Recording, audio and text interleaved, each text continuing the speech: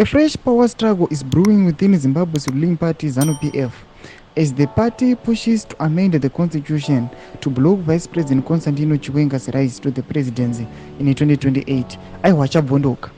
Panapa nyaya iyi takambotaura kati nyaya iyi ine ropa mukati. Ropa asati ratombotanga kudeuka. Sana bada mashuka anomuda nyongopana abroad subscribe or like or turn on the bell icon. Tipinga mzimu amonye kwa mchinzi.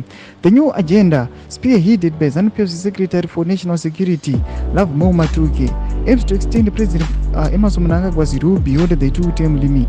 Matuke did not mince words about the party's intentions, dismissing any notion that the constitution would stand in their way.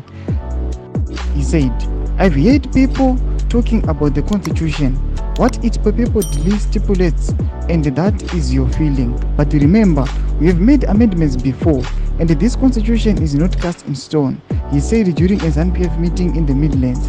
"If we can change the constitution to suit what we want, we will do it without any apologies. Don't let people lie to you."